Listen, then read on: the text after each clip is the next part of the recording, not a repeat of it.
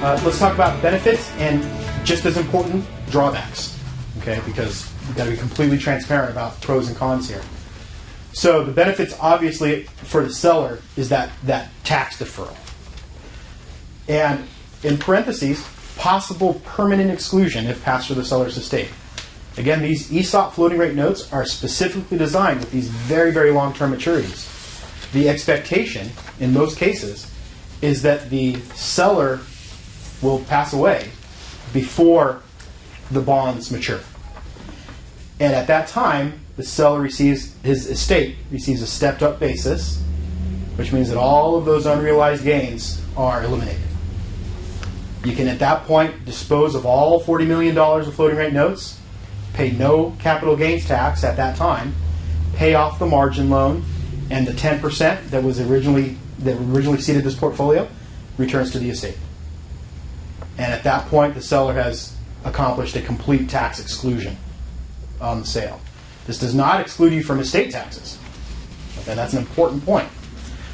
But it does take care of the income taxes. So both the company and the seller benefit from that pre-tax leverage buyout. The company obviously benefits because it's going to be able to deleverage at a much faster pace than it otherwise would be able to. The seller benefits because the sooner the company can pay off the bank, the sooner the seller note gets refinanced or amortized. So it's a win-win there. In many industries, there really isn't any great ready buyer who's ready to buy your business. In some industries, there is. In some industries, it's very competitive, and you can sell your business in short order if you wanted to. But in many, it's not so easy. In fact, many of the industries that we serve the most, architecture and engineering, construction contractors, difficult to sell. So you have the ability to create your own buyer if you can't find one. And that's a big deal, because I've actually talked to business owners whose exit plan was to simply liquidate and just walk away, close the doors. And there's a lot of residual value there in cash flow that they're giving away by doing that.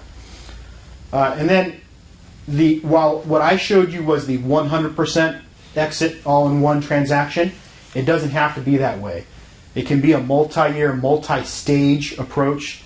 Sometimes the seller will sell 30% to the ESOP, get that paid off, and then sell another 19%, then get that paid off, and then finally either sell to a third party or sell the remaining 51%.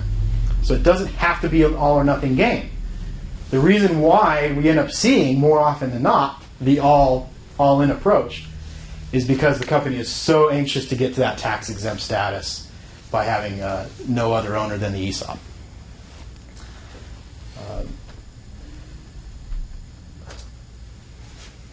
And then a great employee benefit plan.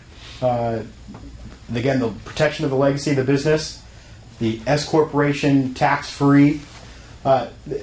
Think of the competitive advantage from the dramatically increased cash flow. So all that tax that you would have been paying, you can either reinvest in the business, you can use it to increase your bidding competitiveness against your competitors. I'm sure they love that. You can acquire other companies. A lot of mature ESOPs become very active acquirers in M&A transactions. And they can buy companies with pre-tax dollars. Okay? And a great recruiting, retention, motivating tool when communicated well. And I think that's a very important point. Many of my clients, we represent about 85 ESOP clients around the country right now. Many of them use the ESOP as a great corporate finance tool and don't do much on the employee communication side. They write big checks when employees retire, but it's not really changing employee behavior.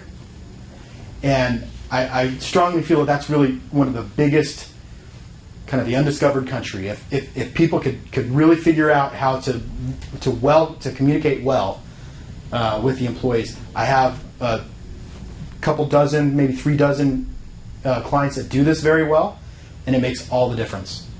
But the rest, the other half to 2/3, really just, they're too busy running their business to really focus on the communication aspect.